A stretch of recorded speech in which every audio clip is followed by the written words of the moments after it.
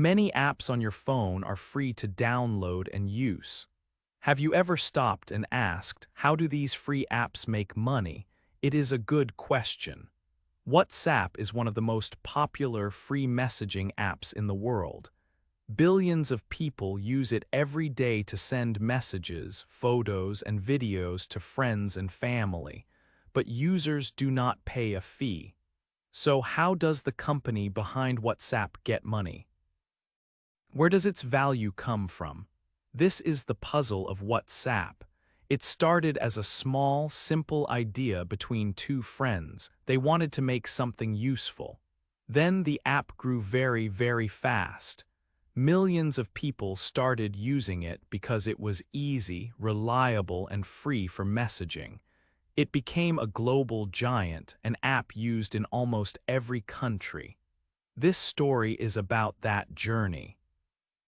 We will look at how a simple idea became so big and so valuable. One of the founders was Jan Koum. His life story is interesting. He came to America from Ukraine with his mother when he was 16 years old. His family did not have much money. To help, Jan worked as a cleaner in a grocery store. Later, he became interested in computers and learned programming. He met his friend and future partner, Brian Acton. Together, they had the idea for WhatsApp. Jan Koum went from being a cleaner to becoming a billionaire when WhatsApp was sold. It is a real Puerto Riches story. WhatsApp became very successful with users everywhere. It became so successful that a huge technology company wanted to buy it. In 2014, Facebook bought WhatsApp. The price was huge, $19 billion. Many people were surprised. That is a very large amount of money, especially for an app that was not making much profit. Why did Facebook pay so much? What happened to WhatsApp after the sale? Did the app stay the same? Did the founders stay with the company? This video will explore the history of WhatsApp.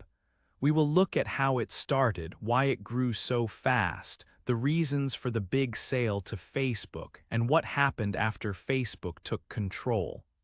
We will learn about the promises made and the problems that came later. It is an important story about technology, business, money, and how our information is used. 2. A good idea starts. The year was 2009, a few years before the first iPhone arrived. Now many people were getting smartphones. These phones could do more than just make calls. They could use the internet and run small programs called apps. The world of apps was just beginning. Two friends, Brian Acton and Jan Koum, watched this change. Jan Koum came to America from Ukraine when he was 16 years old. His family needed help and they lived in a small apartment. To help his family, Jan worked cleaning floors in a grocery store. Brian Acton went to a good university and studied computer science. Before WhatsApp, he asked for a job at the big company Facebook, but he did not get it. He said he was ready for the next adventure in his life. Soon, Brian and his friend Jan had an idea together. They wanted to make a new smartphone app. Their first idea was an app for status updates. People could use it to tell friends what they were doing. For example, your status could say, "at the gym," or "my phone battery is low," or "cannot talk now." But they quickly added a new feature, private messaging. This changed everything. People could now send messages directly to friends or groups using the app. They named this app WhatsApp. WhatsApp grew very, very quickly. Many people started using it. The main reason was simple: it was free. In 2009, sending text messages with your phone company usually cost money. This was called SMS. Every message you sent could cost something. Sending messages to people in different countries was often very expensive. People paid a lot for SMS. WhatsApp offered something different. It used the phone's internet connection to send messages. This meant messaging was free, even to other countries. People loved that they could chat with friends and family anywhere without worrying about money. This made the app spread fast from person to person. Brian and Jan also felt strongly about advertisements, or ads. They did not like them at all. Many free apps at the time made money by showing ads to users, but the WhatsApp founders thought ads were annoying. They had left their old jobs partly because they disagreed about using too many ads. They even wrote about it on the WhatsApp website. They wanted everyone to know their feelings about ads. So, WhatsApp would have no ads. They also did not want to sell special features inside the app. Their main goal was just to build a useful and simple messaging app that worked well.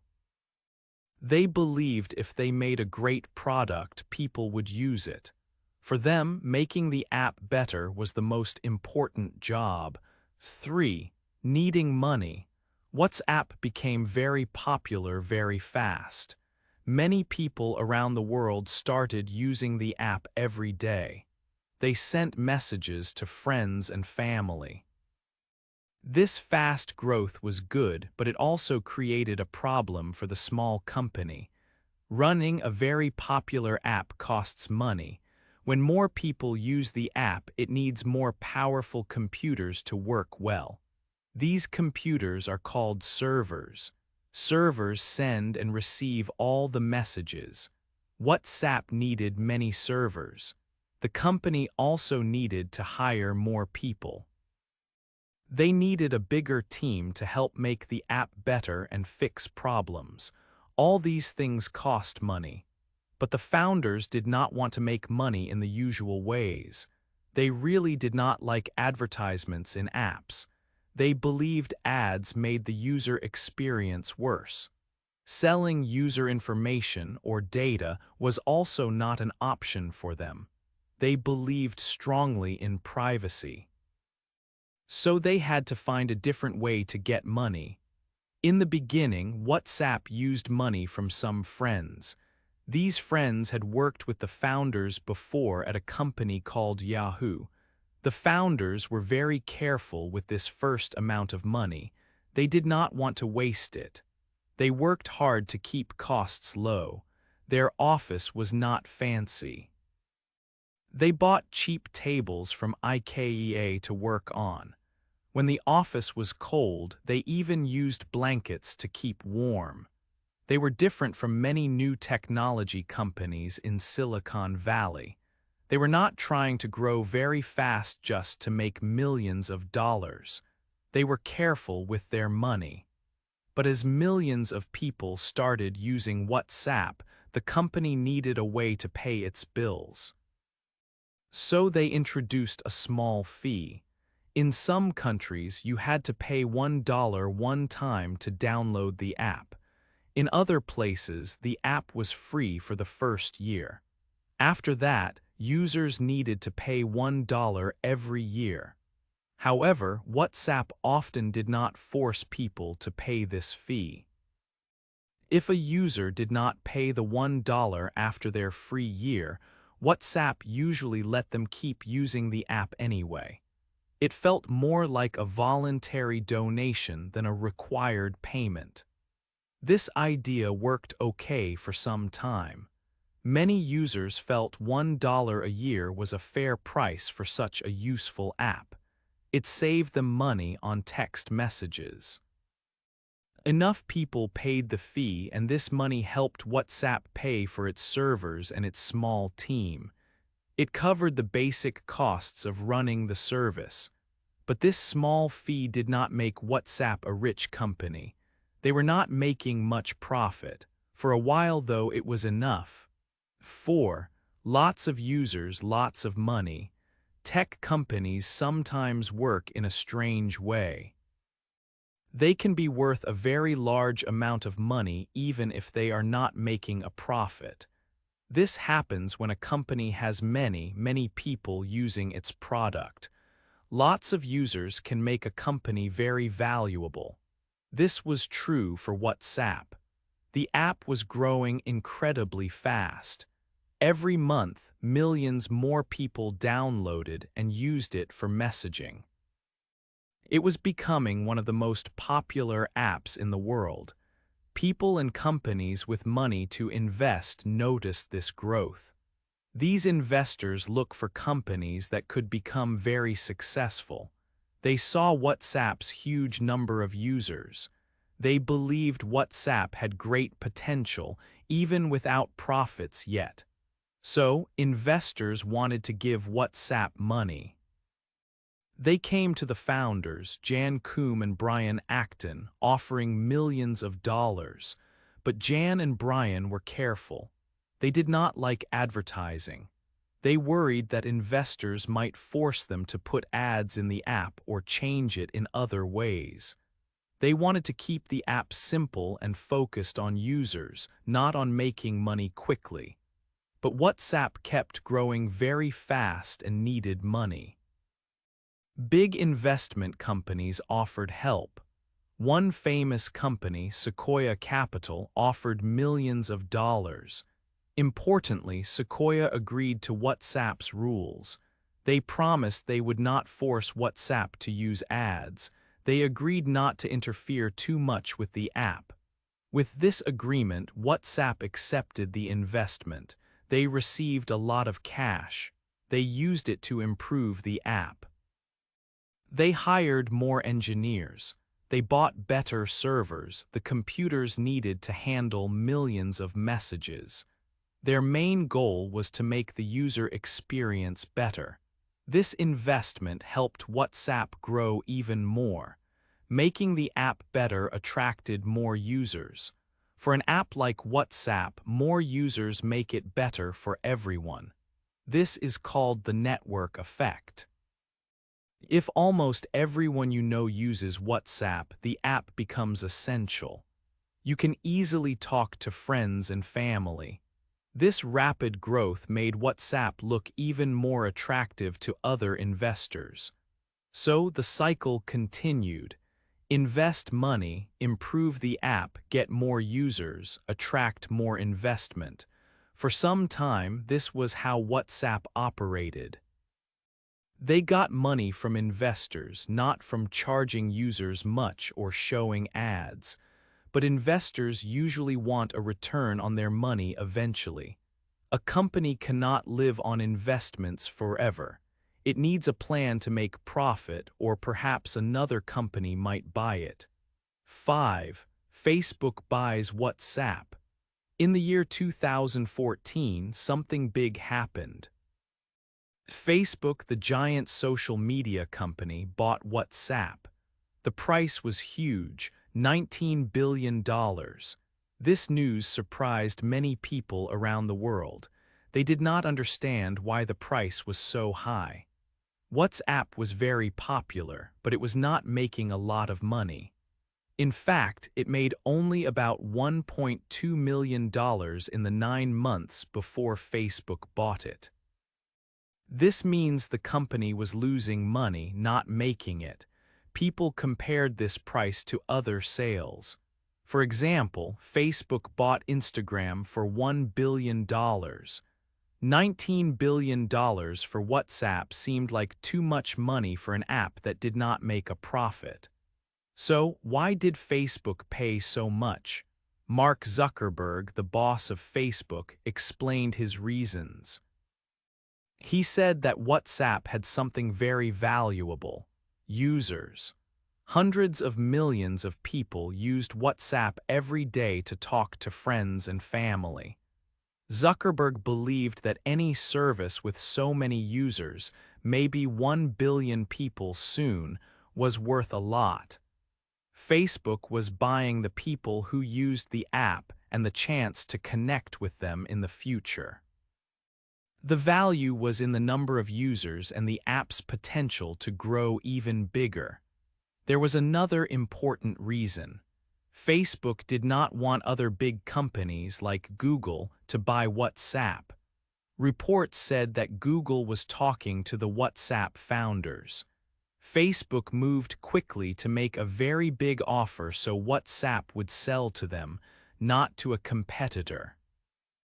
Buying WhatsApp stopped other companies from getting its large number of users. When Facebook bought WhatsApp, they made some important promises. Mark Zuckerberg told the WhatsApp founders, Jan Koum and Brian Acton, that WhatsApp could continue to work by itself. It would stay separate from Facebook. He also promised that Facebook would not push WhatsApp to make money. This meant WhatsApp could stay simple and, very importantly, it would not have advertisements. The founders wanted WhatsApp to stay this way and Facebook agreed. 6. Changes and problems. After Facebook bought WhatsApp, some big changes started to happen. First, in 2016, Facebook stopped asking users to pay the $1 fee. WhatsApp said this fee was not always collected anyway. Removing the fee completely made it easier for even more people around the world to start using the app. Getting more users was very important for Facebook. These new users added more value than the small fee. Why? Because user information was valuable.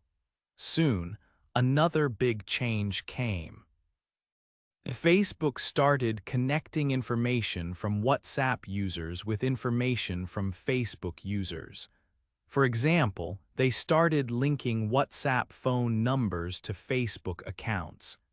This helped Facebook learn more about its users and show them more specific adverts. But this was a problem. When Facebook bought WhatsApp, they promised to keep WhatsApp separate. They said they would not share user information like this. This change went against that first promise.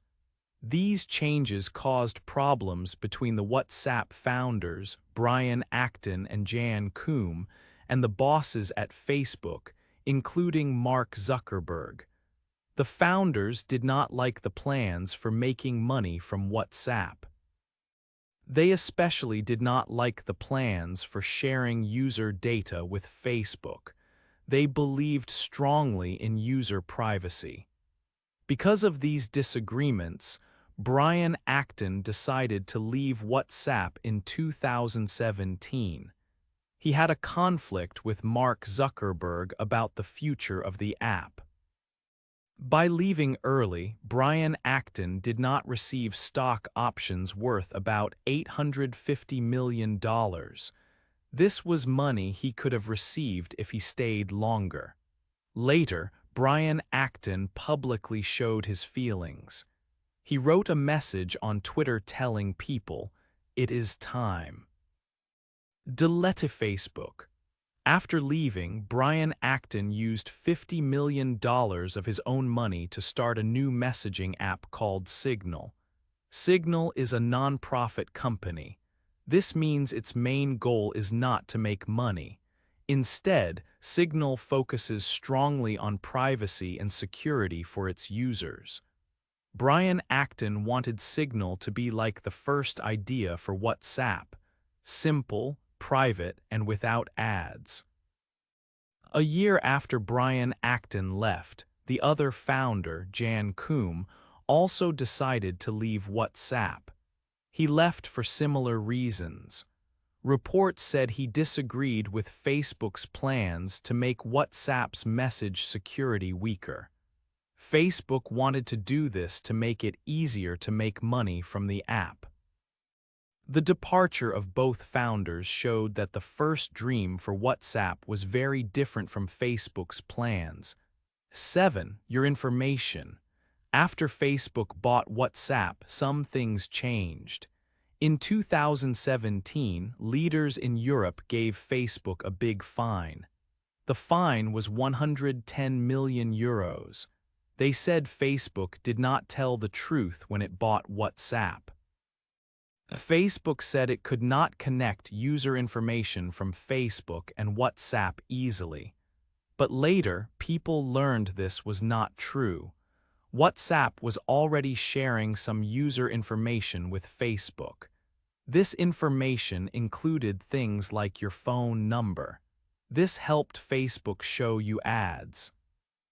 One of the WhatsApp founders learned that Facebook always planned to connect WhatsApp phone numbers with Facebook accounts. This helped Facebook collect more data about people.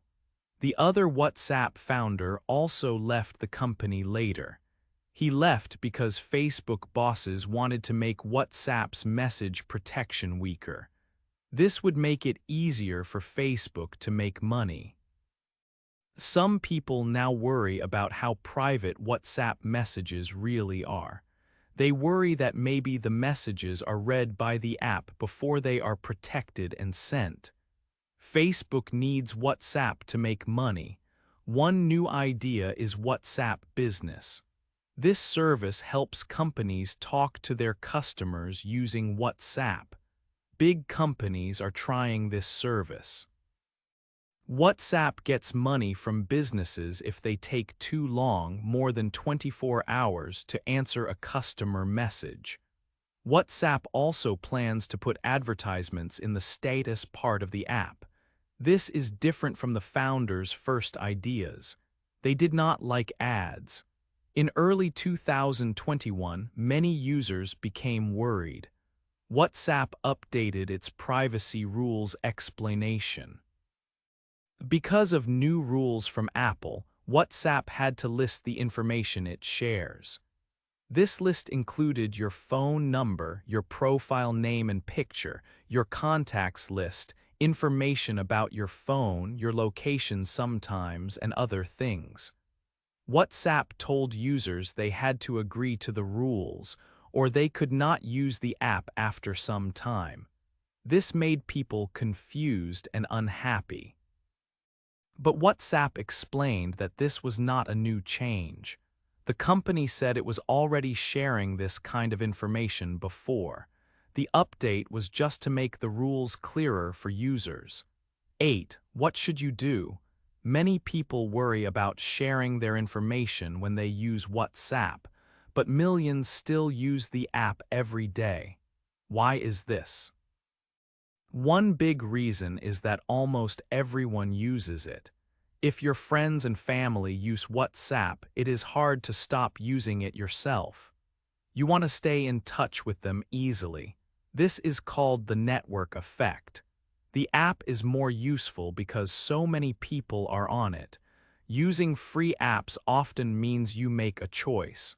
You get a useful service for free, like messaging. But the company might use your information. WhatsApp is free now, but Facebook, the company that owns it, uses data. They use data to understand users better and to show adverts on Facebook and Instagram. Many people know this, but they choose convenience. They like that WhatsApp is easy and free to use. Are there other apps you can use? Yes, there are apps like Signal and Telegram. Signal is known for being very private. It is run by a non-profit group, so they do not need to make money from user data in the same way. The man who started Signal also helped start WhatsApp, but he left because he did not like Facebook's plans. Telegram is another popular app. However, some people say it might be less private than WhatsApp because messages are not always protected with a special secret code automatically. It is good to remember that many companies collect information about their users, not just Facebook or WhatsApp. When you use a store's loyalty card, the store learns what you buy. When you visit websites, small files called cookies track what you look at. Collecting data is common for many online services. Some people think the data WhatsApp collects is not so different from other companies. So, should you stop using WhatsApp? The choice is yours. Think about what is more important to you. Is it easy communication with everyone you know? Or is it keeping your personal information as private as possible? Using WhatsApp is convenient, especially if everyone you know uses it.